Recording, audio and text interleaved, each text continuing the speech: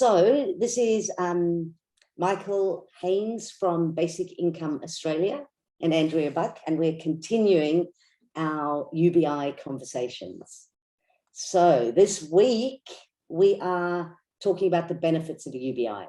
So Michael, you've done a lot of research on this, and you've done a great job in structuring a beautiful document here that explains all the benefits from an individual perspective, business, the economy, the government, and the people, and broken it all down beautifully.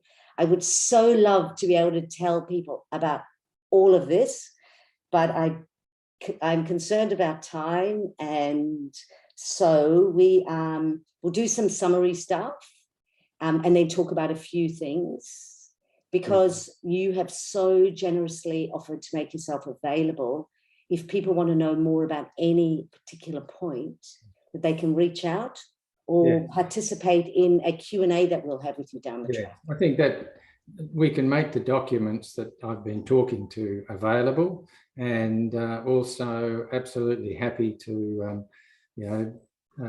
participate in a group session where anybody who might have a question, we can discuss it live. Yeah, terrific. Now, before we get on my little point of telling everybody the breakdown of everything, would you be cool to just summarize again what is a UBI for those people who are jumping in cold?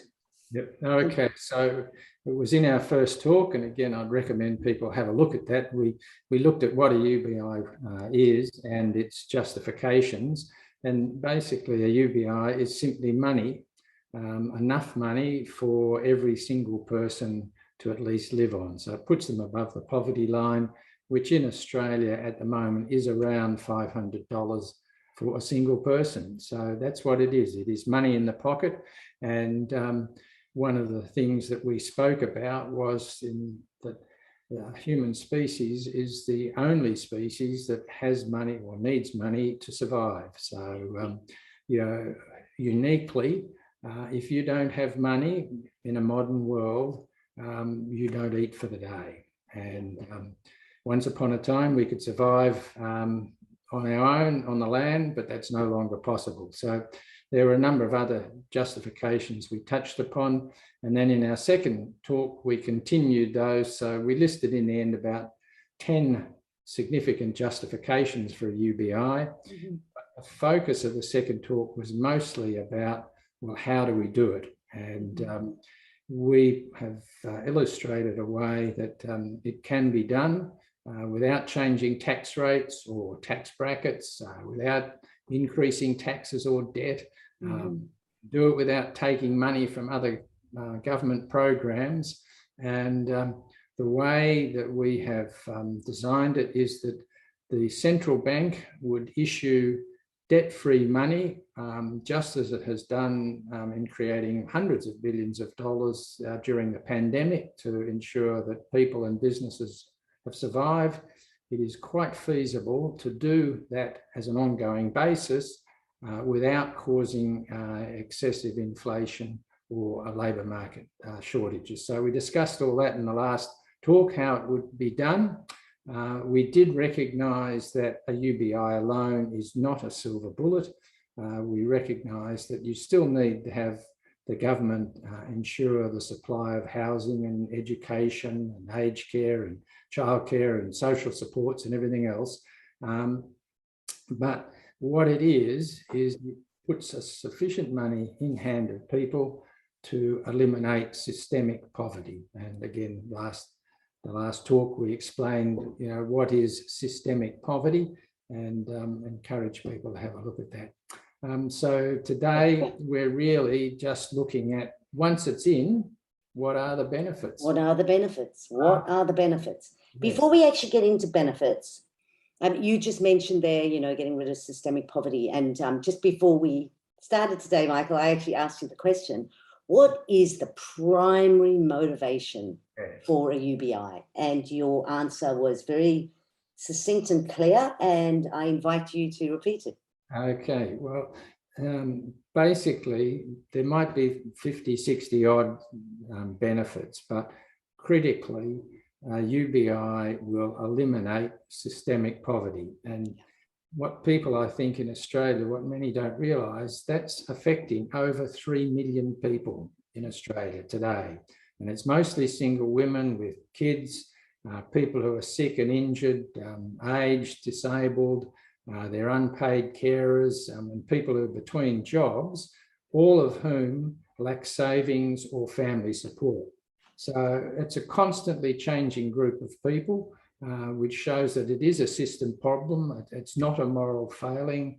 It arises when people get divorced, sick, injured, when they get old. It's through no fault of their own that most of those 3 million people are eking out an existence at a subsistence level in a modern society, and we can eliminate it, and morally we must eliminate it. And as you said, there's no reason why any person in Australia should be living in poverty. We have the resources, the energy, the production capacity, the distribution networks. The only reason why these people are in poverty is because they don't have the money to signal their needs in the market. Yeah. So that's the basic motivation for a UBI, but there are lots of other benefits. There are lots of other benefits. I think we've counted over 48, or I don't know, I can't remember the number, but anyway, let's get started. Okay. Then, so as I said, we are going to break this down into benefits to the individuals, benefits to business, benefits to the economy, to government, and to the people. Yeah. I think I'm probably motivated to spend the most amount of time in benefits to the people, but we will go according to the structure that you've set out, and we start off with individuals. So they restore each person's birthright, which is how we started this. You've just mentioned today about we're the only species on the planet who needs money to survive. We have addressed this in previous talks also about the commons and being able to live off the land, and now we can't anymore. Yeah. It provides income insurance for all workers. Yes, basically. So, yeah. You have 10 seconds, Michael. So basically, the way we've structured it is that above $80,000, you will get your UBI, but it will be recovered in full. So you're no worse off, but you're no better off. Below that, you will get progressively more net benefit the less you earn. But of course, no matter how much you're earning, if you suddenly lose that income, you are faced with the next day, where am I going to get the money to buy my food and so on? Well, the way we've structured it is that money is coming in regardless every day. It's your basic income insurance. Yeah, beautiful. Eliminates the welfare trap, motivating people to do paid work if they can. So my understanding on this is, because you're not going to have people lose their welfare as soon as they start working, or even if it's like 50 cents in the dollar that they earn and very quickly they don't get anything. This takes away this fear that people have that if you give people a UBI, they're just all going to sit around smoking dope and do nothing, which is a moral, which I think is a moral misjudgment. But what this does is it says you get your UBI and you can work, and you can. It's quite a while before you will reduce your UBI. So incentive to work still. Yes. So the idea is that all of the pilots around the world have shown that when you give people cash, it does not impact their decision to work, other than people do take on time to do more study or to look after their families. So it's not a bad reason to be not doing paid work. But apart from that, the pilots around the world show people are highly motivated to better themselves and their family. Yeah, beautiful. Eliminates social stigma and bureaucratic intrusion. That's a big one in my world. Oh, yes. I mean, as we know, just trying to deal with Centrelink, and this is not a criticism of the people who work there, they are as much stuck in the system as the people who are the clients. Mm-hmm. you have to jump through all the hoops, and that's a lot of non-productive work that people could otherwise be spending their time, trying to better themselves to improve their job prospects or looking after themselves and their family and so on. So the UBI eliminates that because it's simply paid unconditionally as of right. Yeah. Your wording in this is quite evocative, I find. Avoids the humiliation of having your life questioned in minute detail to get a scrap of support. It almost feels like guilty until proven innocent, that it just assumes you're on the coming off society and you've got to prove that you really need a type attitude. Yeah. Underpins lifelong learning. This is a gorgeous one, Michael, that I've said to you that I think that this is a complete about a shift in thinking, because we seem to have come to a place for the mainstream of people, mainstream society seems to have come to the place of thinking that you as an individual benefit from your education, therefore you must pay. So we've gone to a user pay system. When was it? In the 80s and 90s, we had free education. So we've had... When I grew up, I got a free university education, and it's fantastic. And, so what we need to think about, there's really three aspects to it. I'll discuss briefly, we have in the last one, but there is the resources that you consume as a learner, right? And ultimately in society, we ought to have each person paying for the costs of the resources that they consume, right?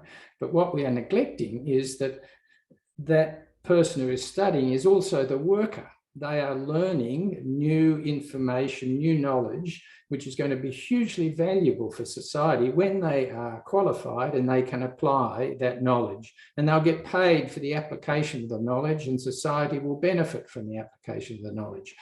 But as a worker, we pay everybody in the production process of creating the educated person, the professor, the tutors, the ground staff, and we pay everybody except the one who actually can do the work to turn the information into knowledge, and that is the student.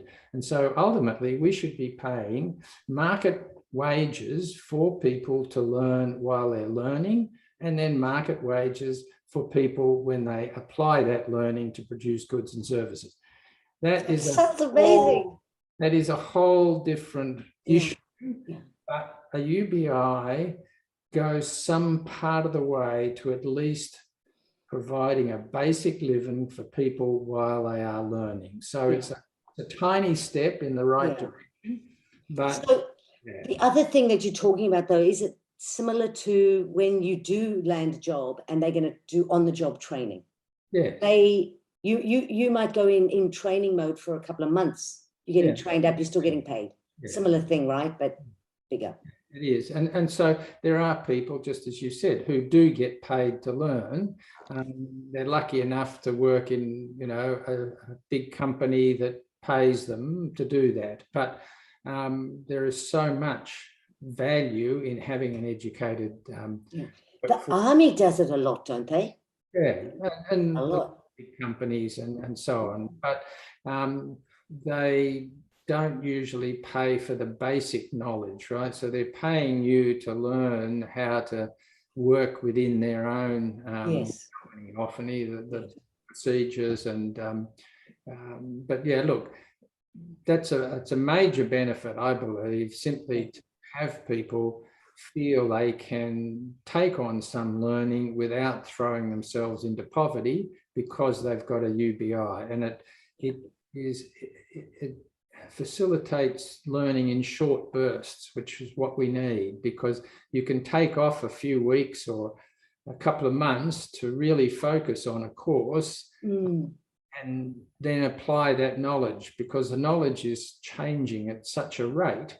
You need to continually refresh. And if you're not working for a company that's paying you to do that, it's very, very hard to just say, oh, well, I'm going to, spend money learning or spend time learning. And yeah.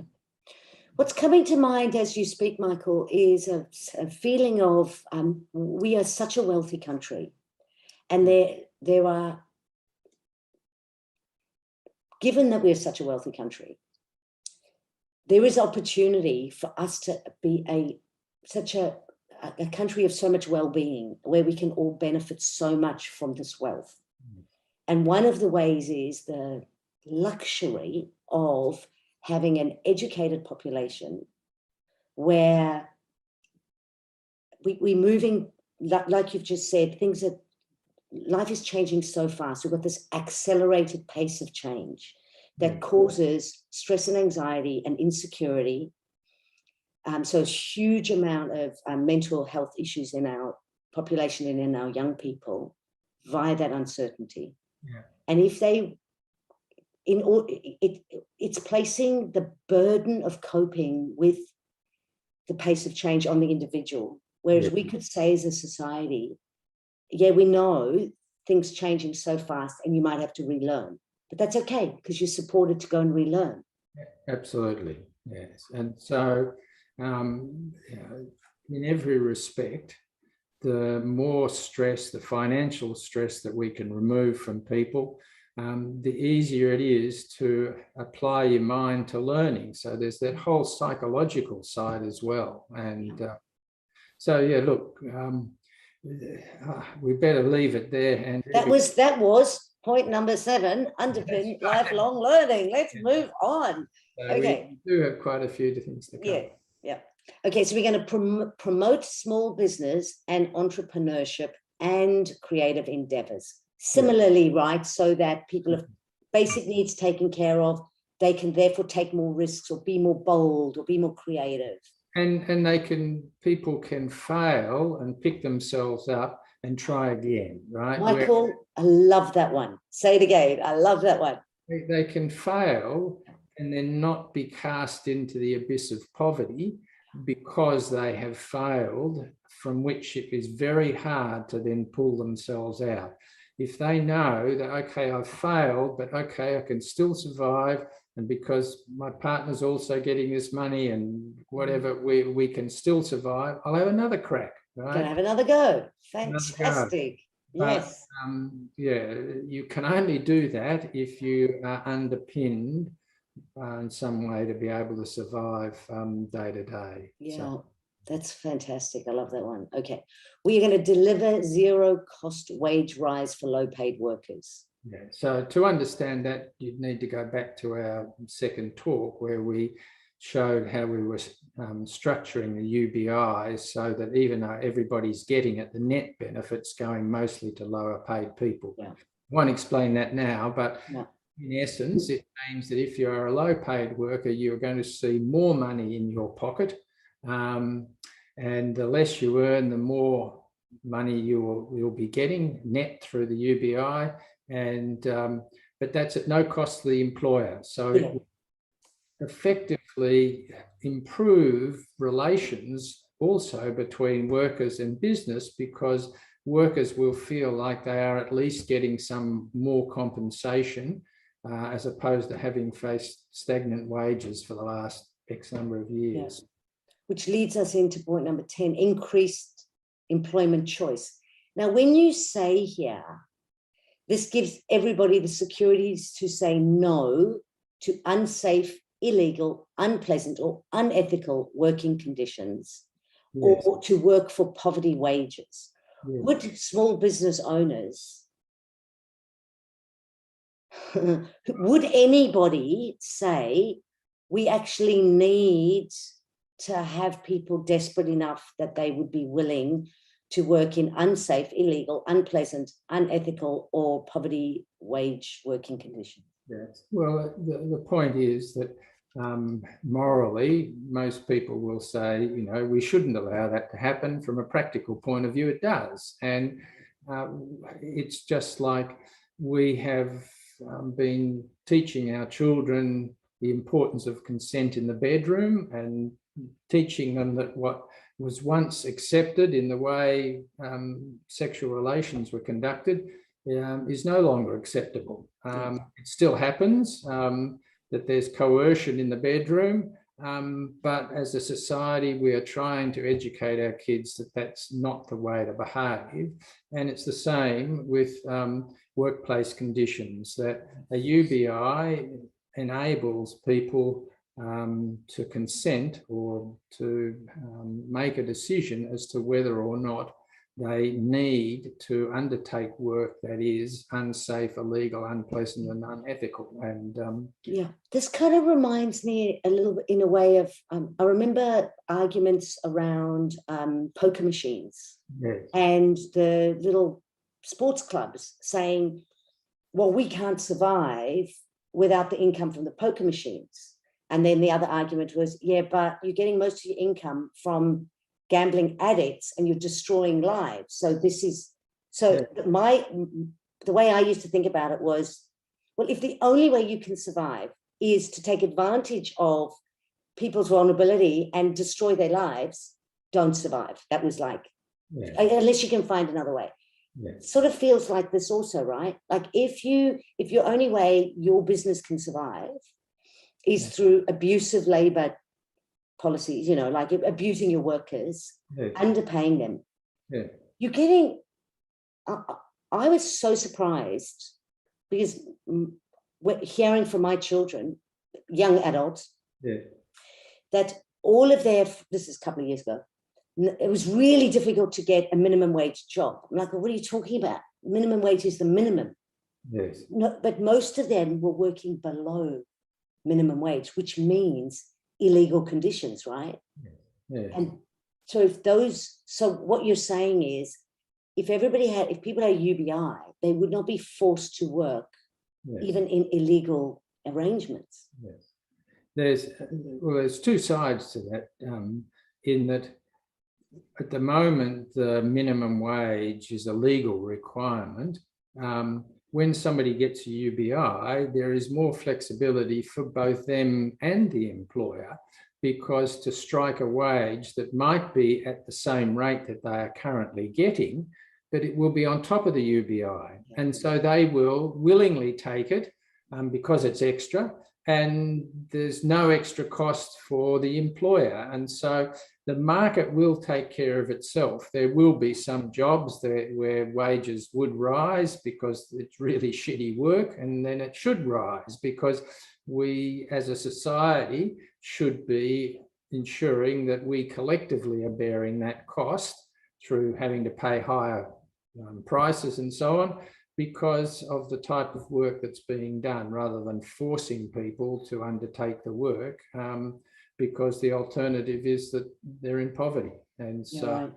there is, it's not going to collapse the economy. It's just going to change things a little bit as people and businesses sort out their relationships. Yeah. Michael, I'm gonna jump through these now, right? So that was we've increased employment opportunities. We facilitate reduced working hours. I'm just going to leave that with people to imagine how that's going to come about. And if they want to know, they can read about it, but it does. Improves work-life balance.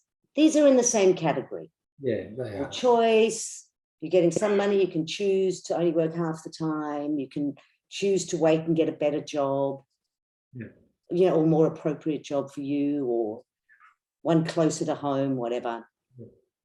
Provide part recognition of the value. It provides part recognition of the value of home care work. Yes. I think we've discussed this before as well, have we not? Yeah. So that value of that work is, potentially 50% of Australia's GDP is unpaid. It's all the work mostly done by women in caring for kids and elderly and disabled and so on. So that's a huge amount of work. $500 a week will be just the start of the recognition. Yeah. And as you mentioned last time, is that in a way that unpaid work is underpinning paid economy. Yeah. So if there was nobody taking care of the home, nobody cooking meals, nobody taking care of the kids, nobody, going and doing the shopping, how you couldn't go to work and get paid for your job. Yeah. No future generation. Yeah. Okay, so we're providing respite for home carers, help to share dependent care and address gender inequality, because most of the unpaid work is done by women. Provide extra to cover additional health and carer costs of aged and disabled. Enable escape from family violence. Yeah, that's a big one too.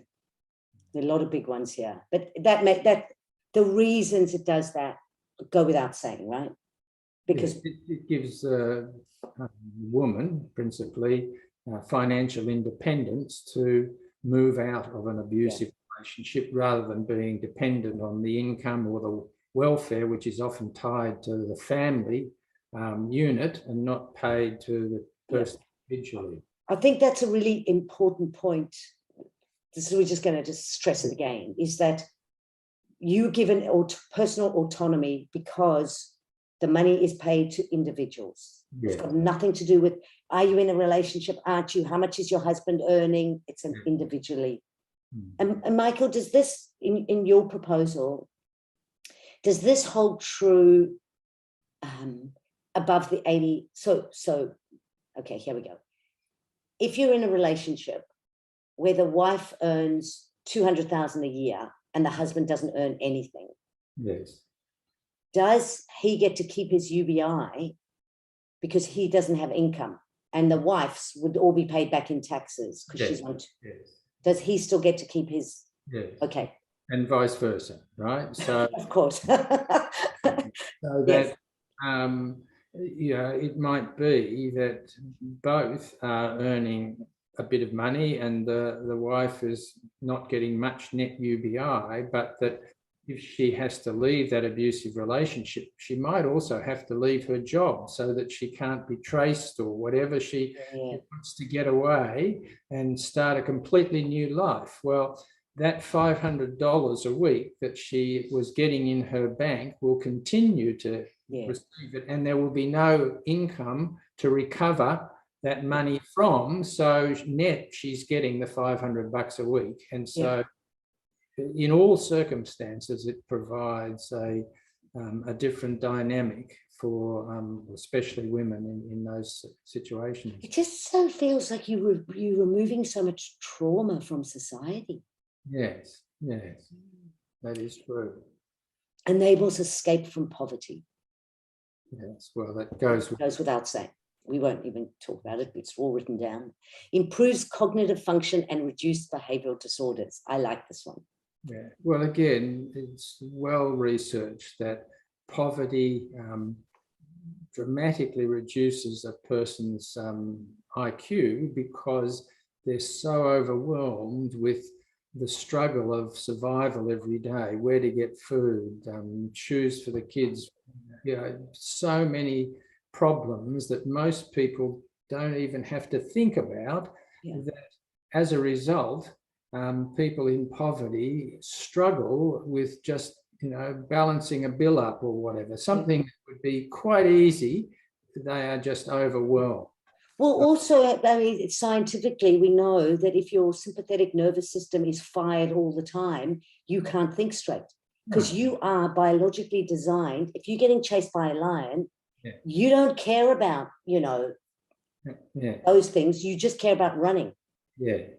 So you're in survival mode. You can't think straight. So if you are in fear of poverty and anxiety, your sympathetic nervous system is fired up all the time.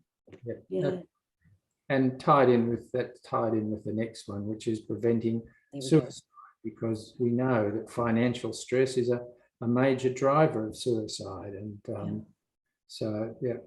And then the next one also about kids being able to focus on schoolwork and higher education. And then also tied to this is, if you don't have sufficient food or healthcare as a child, your brain doesn't develop properly. That's right. And there are whole behavioural issues, and poverty does terrible damage to children. And what most people in Australia don't realise is that 17% of all our children live in poverty. That's an indictment, isn't it? All our children live in poverty. That's right. That is such an indictment of such a wealthy society. And I wonder, do people attribute that to like moral decay? Like, do you know what I mean? Like, what is the average person in Australia?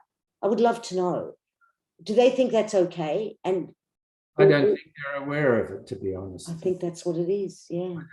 I think they think that, you know, if you ask how many kids live in poverty, oh, well, maybe a few thousand because their parents are druggies and don't look after them, you know. So, Michael, where does that statistic come from? I can get it from, it's out of, it's probably out of Anglicare or one of the charities who research on this. So I can give you the quote on that. It's fascinating, isn't it? Because we're talking about the future of our country. You know, and depending on your worldview, you know, are we as a society, it's in our best interests to take care of all of our children, to educate them, to care for them, to make sure they have minimal trauma, so they can grow up to be wonderful, productive adults and continue creating a really great society. Because the alternative is that we're actually creating a society in which kids grow up with a huge psychological burden and potentially antisocial attitudes because of the abuse, mental, financial, everything that they have suffered as a kid. And that gets perpetuated then. That happens to their children and to their children. And we're just in a cycle because there is no way to break it under the current paradigm. And there's the old saying that you can't solve, you know, a problem with the same solutions that you have been trying that have failed time after time. You've got to try something different. And a UBI is an entirely different system solution to what is a system problem. And actually, it was Einstein said, which is very similar, and I think, you know, comes from the same kind of attitude of, he said, you can't solve a problem with the same thinking that caused the problem. So it is a different way of thinking about things. Yeah. So now we improve nutrition and reduce alcohol and tobacco. Again, that's just coming from international studies. That when people actually have the money, they reduce their consumption of alcohol and the cigarettes because they need those less as a, you know, a prop to get the day. They've got the money to then, you know, see themselves through, and so they're focused on other things. And we improve prenatal and neonatal care, enhance self-determination for First Nations people. We can't jump over that one, but the prenatal care is similar type of stuff, right? It's all, you've got enough people who've got enough money to take care of themselves generally do. Yeah, and they take care of their kids, then the birth weights are better and everything. So So with the First Nations peoples, I know you did spend a little bit of time discussing this, I think, Michael, last week, but let's... Well, it's, again, historically, you and I and the people living today are not at fault for the colonisation of our First Nations people, but we are the only people who have the opportunity to rectify what is ongoing harm. And we have tried all sorts of things over the last century, and not only haven't they worked, the statistics show, whether you look at incarceration or health and education, things are actually getting worse for many of our First Nations people. And it's driven, I believe, from the very start, where they were treated as second class, well, not even citizens until 1977. And they have been raised in a culture of dependence. And we have, you know, people looking after them, right? Now, a UBI, it will be paid to them unconditionally. And we can say, oh, well, they'll just go off and waste it and, they'll spend it. Well, at least it will be their decision. And potentially, because people begin to accept that it is now their own money and their own responsibility, they will find a way to lift themselves up, right? So it really is, again, a change in paradigm to say we need to give people the independence to thrive and not merely survive. Yeah, beautiful. Okay, so let's move on, Michael, because that was individuals. Yes, right. So we're just not going to have enough time to go into in the same kind of depth, but basically we're going to, okay, I'm going to read all the topics, Michael, headings, and then we'll just discuss a couple of them, but not one at a time. We're going to boost profits and investment, promotes automation and productivity while sustaining demand, increase labor flexibility. I'd like us to come back and chat about that one.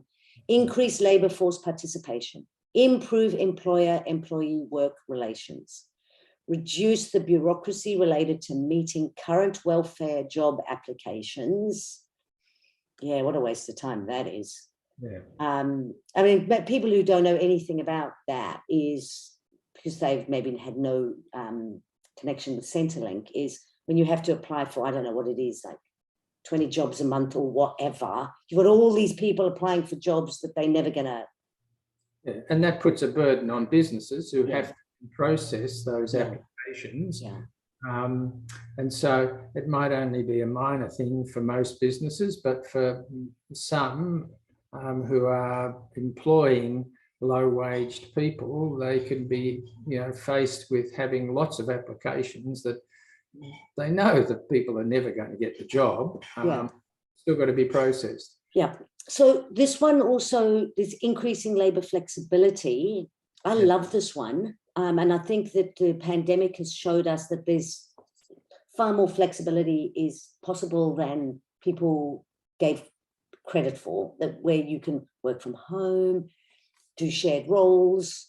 You're talking about, I mean, this is something that women and or parents benefit a lot from, but also not only actually people with disabilities benefit a lot from this. But like I'd like to just give my example of, with my brain injury, I didn't lose all my cognitive capacity. I did in the beginning, but after much rehab, it was the fatigue that comes from brain injury meant I could not do a full-time job, which what it does is it just takes any decent job, any job that would be satisfying to me and would use my talents and skills, I couldn't go for, because I couldn't work I couldn't do full-time work. I'll probably never be able to do full-time work with, long-term brain injury. But this thing, can we talk to this for a moment? Increase labor flexibility. You're looking at it from the point of view of the individual. Sorry, you're absolutely right, Michael. We have done that. We're on to business.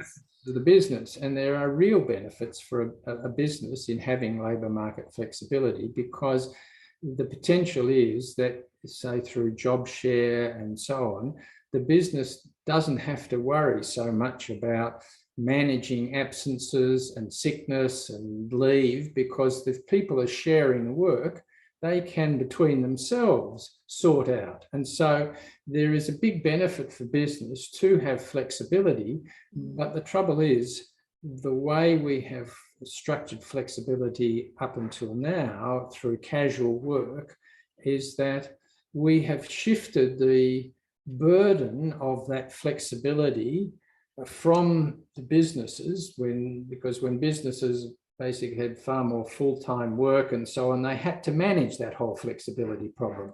Now we've just said, okay, business, you don't have to manage the flexibility, but you, the casual worker, are going to bear all the costs of that. You'll get called in when we need you. When we don't need you, then we're not going to pay you. And if you get sick, well, that's your problem and all of that. So what the UBI does is balance out those two needs and shifts the burden to the state, because ultimately the state will be paying you a UBI, which enables you to be more flexible because you've got that underpinning income coming in, which benefits both you and the business. Yeah. So, yeah. Is there anything else you would like to say about business?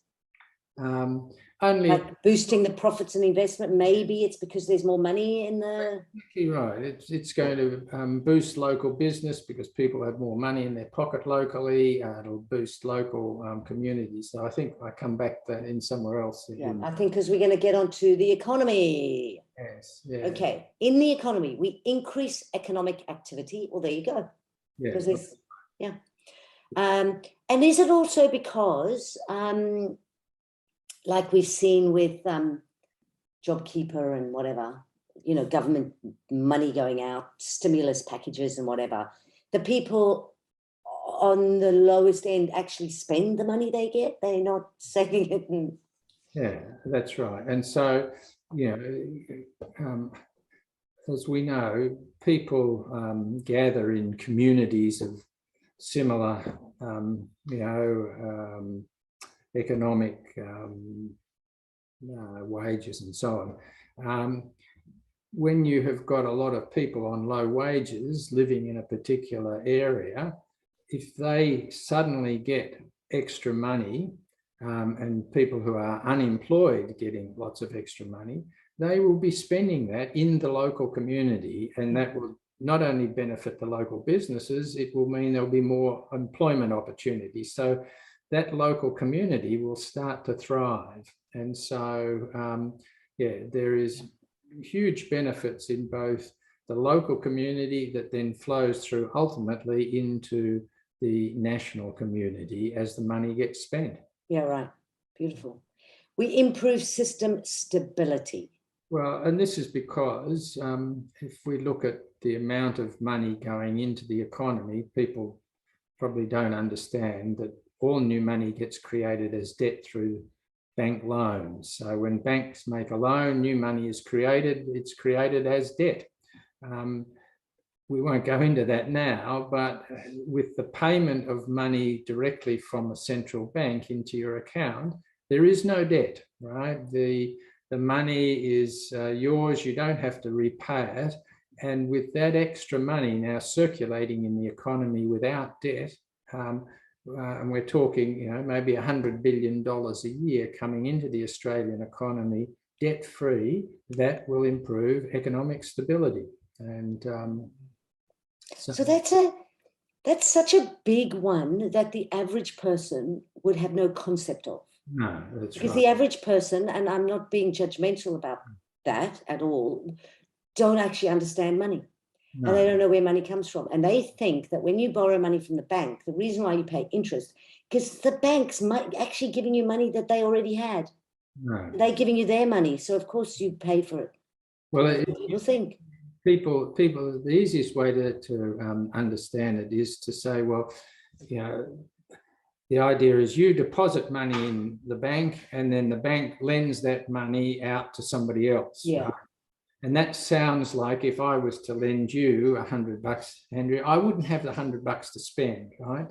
But when has any bank ever come to you and said, I'm sorry, Andrea, you can't spend your deposit. We've lent it to somebody else. Doesn't and the reason they don't have to come to you and say, sorry, Andrea, you can't spend money is because they've created it. And again, it's too difficult to explain. Yeah, I mean, that's another one where you could do like a whole series, right? Because we're talking here about economic theory, we're talking about money theory.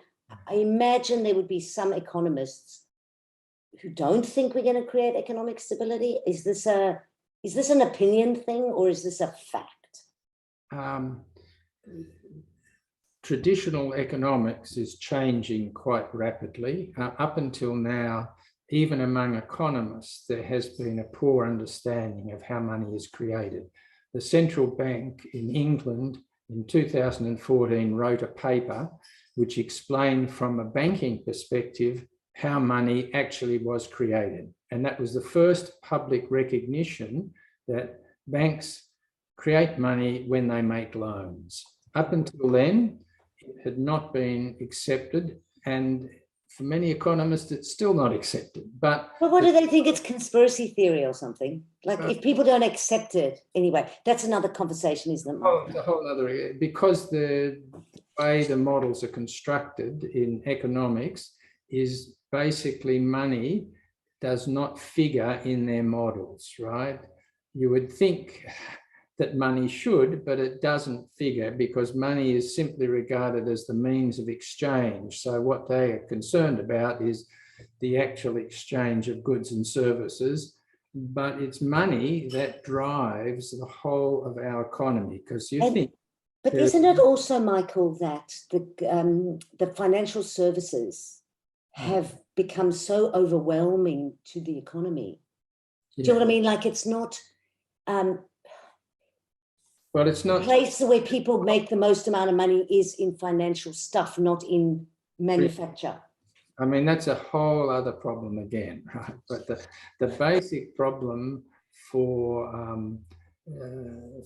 economics is to recognize that it is money that drives production, because if you think about it, nothing gets done unless in the economy, unless somebody's got money in their hand in order to pay for it to be done.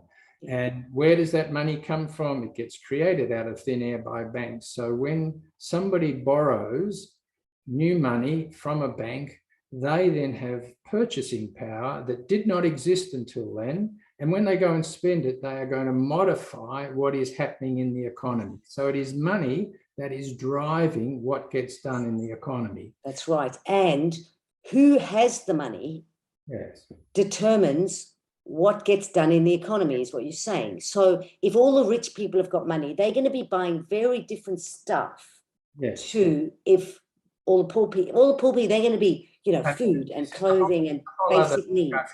A whole other discussion. So, but what we did just cover there was...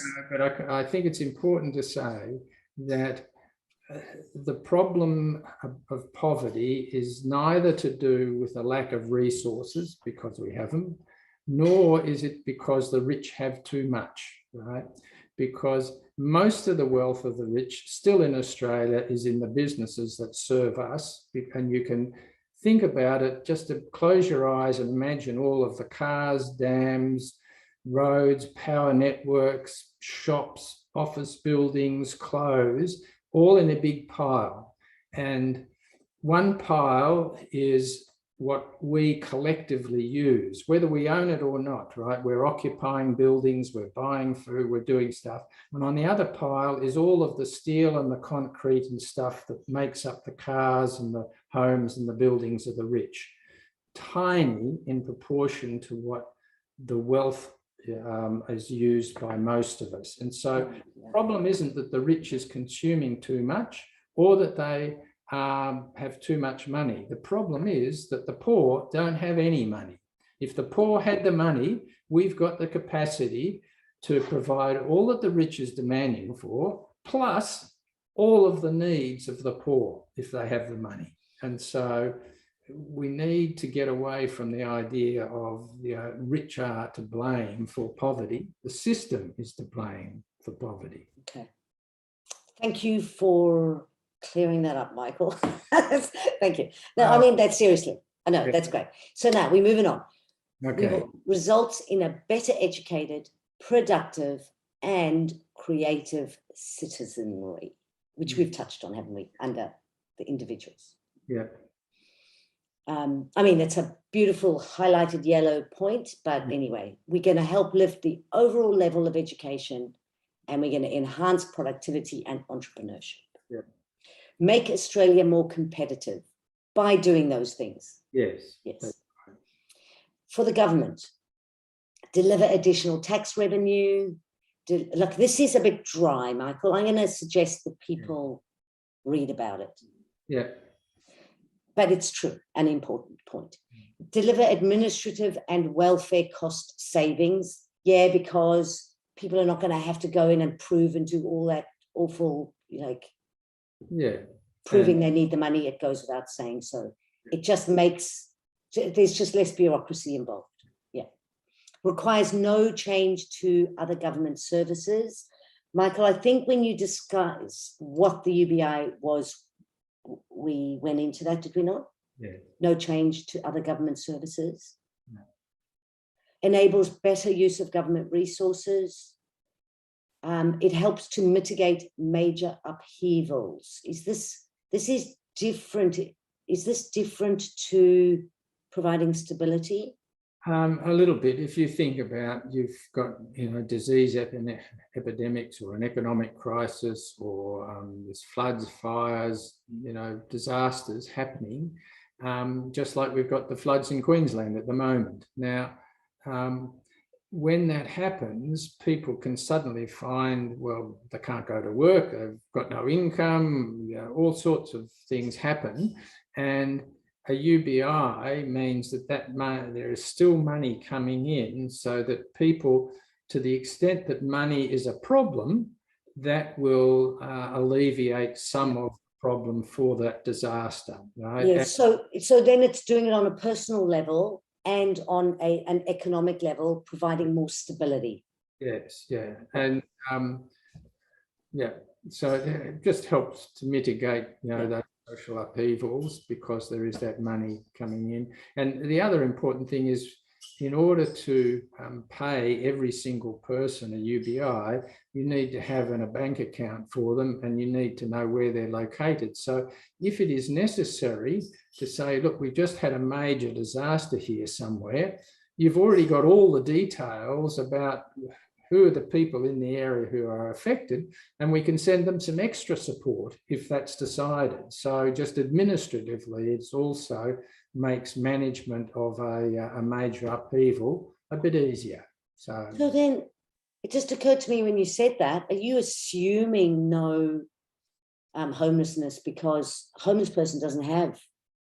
Well, I'm assuming that we set up systems that include homeless people, right? Because which means that we're going to have our charities and so on go out and find these people and provide them with a card to access their $500 every week, a phone or whatever it is, a means to access this money, so that, yes, homeless people have it too. And ultimately, but that's another problem. Yeah. Okay. Offers a new tool to manage unemployment and for the people.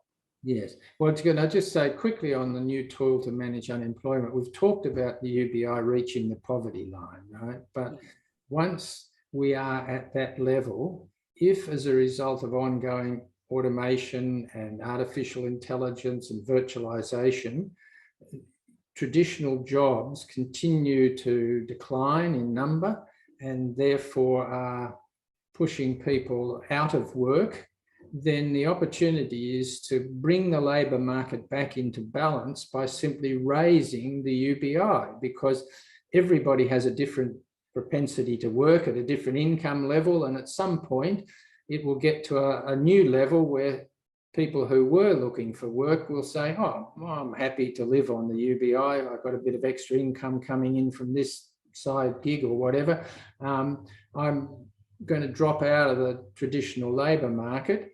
And as people do that, the labour market gets back into balance and the UBI is higher, and people are making their own choice about whether to work or live on the UBI. So it's not a forced thing, it's a market-driven change. So that's once we get past the poverty line though.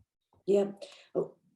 I wonder, I can't remember if when we going through the benefits to the people, whether we start talking about once automation, there's people who believe that like machines are going to take over most of the jobs, that this is a solution. I think that's where most people think UBI fits in, that one day everything's going to be AI, and they've people won't have jobs, and that's why we need a UBI. I think that's a bit of a, have you had that response? Yeah, I guess there are people who feel that's the future, but as we spoke right at the beginning, for me, it's the elimination of poverty today. Yes, yes.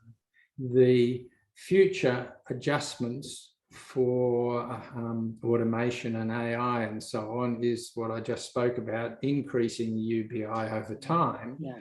But yeah, that is a future problem, and it's, in my view, there are two things with future jobs. There's the idea that automation leads to new and different jobs, and that's been our history over 200 years. But because of the change in the nature of automation to being artificial intelligence, those new jobs could also be done by machines. So it doesn't necessarily mean that over time we get more people employed. We do get more jobs, but the machines are doing it. The other side is that I don't think there is any end to work, right? It's what you call work. Yeah. You look at the work that's needed to beautify our cities and to repair and maintain. It's going to be a long time before machines can do all the work that needs to lift up our cities to be the most beautiful and wonderful, livable places they could be. Every home and all the repair work, all those things. So there's maintenance. You never reach anything because you just look at the ruined cities in the Amazon or whatever. Like as soon as people stop having activity in them, very quickly nature just takes over. Yes. Or what is it that you the drive to chaos? Like everything will return to chaos. There's just anybody who owns a home. No. It's a never-ending. And then there's also, so there's that's the maintenance side of it. But then there's also our desires change. Like we could now be looking at rewilding our city spaces with our footpaths, with putting now gardens on all rooftops to bring in more creativity. There's no end to work. No end. That's right. The amount of people who'd be making music and writing poetry, maybe if they had the time and the headspace. Yeah. Okay, so we are now on the people, where the UBI improves equity without the need for redistribution. And as you've said a few times, Australia has the resources, the energy and productive capacity to meet the basic needs of every person without taking anything from anyone. Yeah, absolutely. Puts more decision-making power in the hands of the people.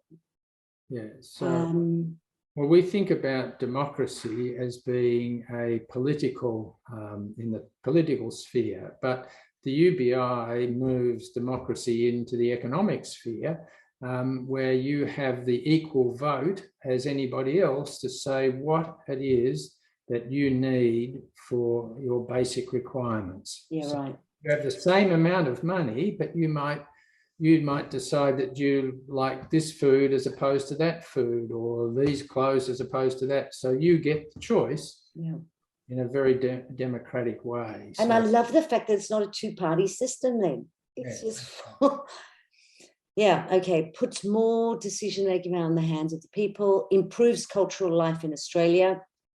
Yeah. Because we have more time to be creative and we can enjoy life more. And as individuals and as a whole society. Improves the health and well-being with little impact on employment.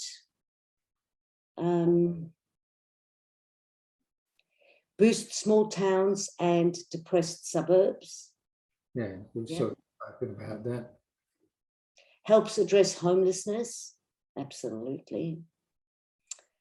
Removes the risks of labour market flexibility from the casual worker. Now, we did speak about this. One thing I'd like you to speak to again for a moment is about how you're taking, so given the benefits of labour market flexibility are to society in general, it is unfair to place the cost of this flexibility on the individual. I feel like there's a lot of moral judgment that goes on, and that when people struggle, I don't think Australia used to be like that, but they seem to have become more like this, where we blame that person. So this whole thing with the gig economy growing. Yeah. So what you're saying is we're placing the burden of insecurity on for individuals to carry. Burden of flexibility. So the society benefits from it, and the businesses benefit from the flexibility of the labour, right? Yeah. And that's what we were talking about before, that once upon a time business, because you had full-time employment, award conditions, and you had time off and sick leave and all of that sort of thing, that the business had to bear the cost of that flexibility, and that cost then reflected in the prices. So community did bear it, if you like, in the price. But what's happened now is that we've got more flexibility, to some extent lower prices, where the real cost, however, is to the individual who now has no income security. They're on call. If they get sick, it's their problem. Yes. And that's where I think people make judgments on those people, when in fact what it is it's a new system. Because this is fairly new development, this whole rise in the gig economy and the Uber Eats and the Ubers and the, right? So who's benefiting mostly? Where does all this productivity gain, financial benefit, profit? Well, it goes into two places. One is it goes into profit, and the other is to prices, which for many years have been held down. And so people say, well, the community are getting the benefit in the lower prices, but that's a general benefit. The cost, however, is enormous to the people who are actually delivering the service. Yes. And so we should be saying as a society, yeah, we want the benefit. Yeah. And as it's a social benefit, we should ensure that the costs of this are shared socially. And the best way to do that is to provide an underpinning income to people so that they can be flexible, because they've got their basics covered. Yeah. You know? And I mean, being flexible, it's wonderful. Yeah. Everybody benefits from it if you can mitigate that basic cost that you're talking about, which is the risk of, Okay, so it empowers communities to solve their own problems. Well, again, this comes from pilots around the world, that once even a little bit of money gets into a poor community, people find ways to work together to make that money work better for them as a group, right? So instead of just spending, saying, well, I'll now spend my money individually, I'll get together and pool some of their money to buy something that, a new piece of machinery or equipment, or set up a small business or whatever. So, people in their local community know what their problems are, and given a bit of money, can solve them. Yeah, right. And then it goes back to the Indigenous situation as well. It's kind of similar, right? Eliminates the need for charities to supply basic needs, the basics. I've always thought that. Why is it that charities provide, like we even saw during the pandemic, where charities were providing food for people. Yeah. And we've just had Peter Dutton wanting to go off and do not a get up, but a crowdsourced raising for funds for people in the flood affected areas. Well, why are we asking people, charity, to respond to the flood crisis? Again, we should have systems in place that automatically respond when that happens. People need food, they need shelter, they need emergency services. And that is not even to say you have a government who are still subsidizing fossil fuels. And then when you have a crisis that perhaps might have been caused by global warming, and now you want charity to cover the... Another conversation. Michael, we'll leave that one alone.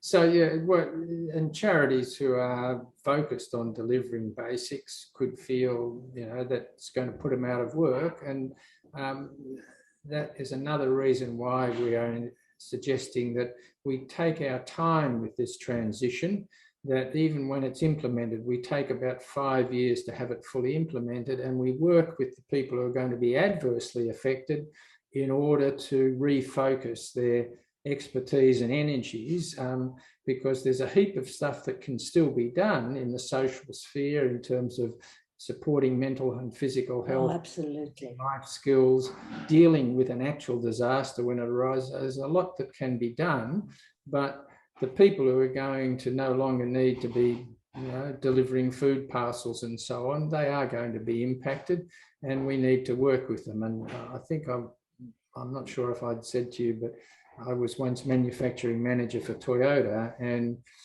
back in the early 2000s, we closed a big plant and we gave people 4 years notice. At the time, we were told by other manufacturers and industry people, you're mad, you're going to get all sorts of sabotage and people are going to leave and you won't be able to produce stuff and whatever. Well, over those 4 years, we had no sabotage, and we were the only plant in the Toyota world the year we closed to meet every one of our operating KPIs, quality, cost, and everything, right? And how could we do that? We did it by respecting the people and telling them that this has to happen, right? The plant is old, we can't continue.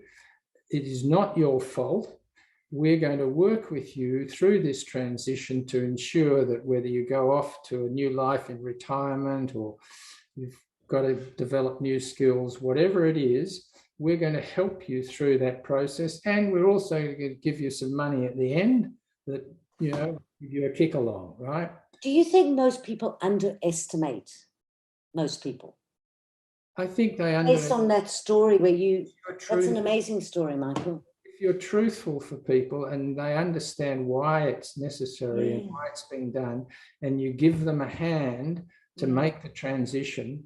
We had laughing and cheering on the day the plant closed. That's beautiful. And the head of the Vehicle Builders Union, the union movement for 35 years, he said it was the best managed closure he'd ever seen across Australia or that he knew of, right? And so we can trust people to move through a transition if we're honest with them and help them.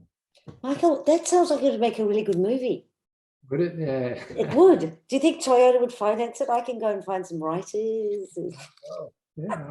I think it would make a wonderful movie. And I think, you think about the closures of the mines closing, and or you think about the workers losing their jobs because we decide we're no longer gonna, and we've shifted as a society, and we're not going to allow the logging of virgin rainforests. Well, these people who are going to lose their jobs, isn't there going to be more and more of this? Well, just like with Mike Cannon-Brookes and his proposal to take over AGL and close down the electricity plants. But he's saying he's going to create 10,000 jobs. Right now, I believe him.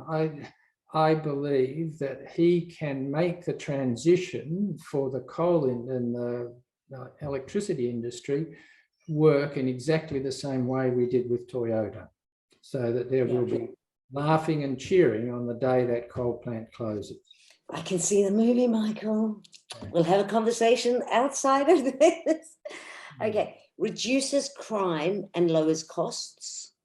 Again, the studies from around the world that when people have money, if you think about not high-level crime is greed, right, and power. But low-level crime, it's mostly because, shit, I haven't got anything to, feed my Inspiration. Kids. I need nappies for my baby or whatever. And all of that low-level crime is mitigated when people have enough money to live. Okay. And we now assist ex-prisoners to re-enter society. Yeah. Well, if you think about it, and I mean, it might seem like a small thing, but Well, if they re-enter society because they've got some money, I understand that. But if people are not, if it's a judgment thing, I can't see. I don't understand. So is it about them having the security of the UBI that makes it easier to re-enter? Basically, yes. Instead of just throwing them, literally on the street, they've got some money to now find their way back into the world. And with some dignity, because they don't have to go and stand in Centrelink and That's right. Yeah, okay. Aligns with social norms and political realities. Well, I guess this is a bit of our Australian history. We have traditionally been an egalitarian society, maybe since the 80s less so. And so the millennial kids might not feel it, but certainly from my age group and even with my kids, there has been a feeling that Australia is a fairly egalitarian, fair society, that we look after our mates, and that's what the UBI effectively does. It reflects that culture. Yeah, right. And your statement says so much, that it provides a floor to stand on and not a ceiling to achievement. Yeah. We fulfill a social contract. Yeah, well, there's the old philosophical idea that the rulers ought to ensure the welfare of the ruled in the interests of both. And, the UBI goes some way to fulfilling that implied social contract. Yeah. Even if it could just do one thing, only one thing, and that is reduce inequality, leading to a more engaged and cohesive society, it would be worth it, would it not? It would. Second to relieving poverty.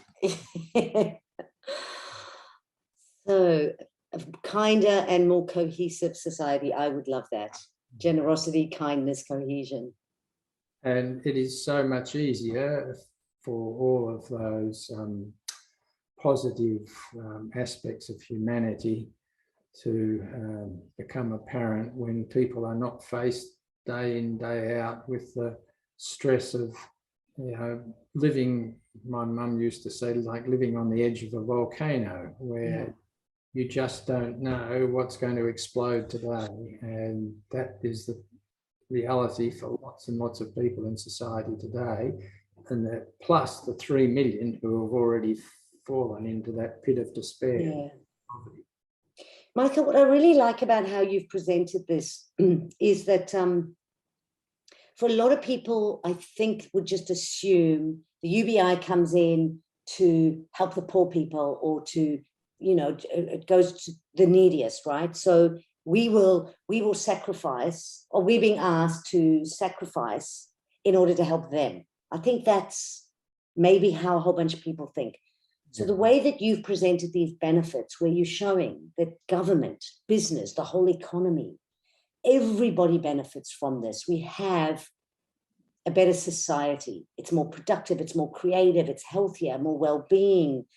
You have more economic activity, not less. I think it's a really wonderful way to present it, and I hope we can get lots of people to hear And it. not only are all of those benefits realisable, as we've said, it can be done and structured in a way that nobody is worse off, other than the people who are directly impacted by changes in their work requirements. Like we said, people working in charities, or people who may be working in helping job assist and things like that. So those people will have and the people working in Centrelink will have their jobs changed. But we give them time to adjust to the new reality. But apart from that, nobody else is negatively impacted in this arrangement, right? The wealthy, we are not asking them to put in $1 more. Right?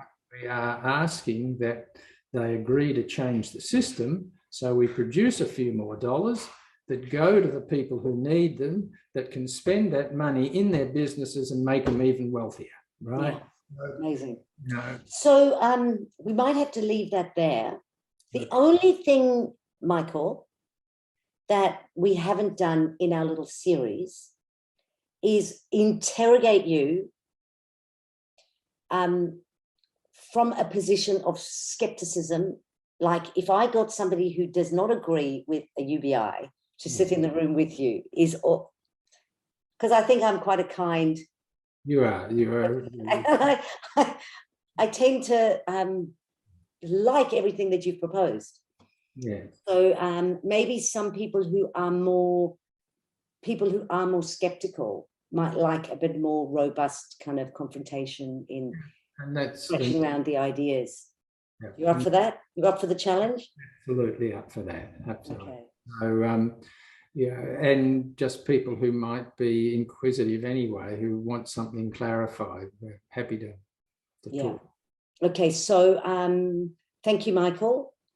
These will all be posted up as a little group so people can watch, them one at a time, all together, whatever. Respond with any questions, and you've said very generously, Michael, thank you, that you will directly respond to any questions that people have. Yeah.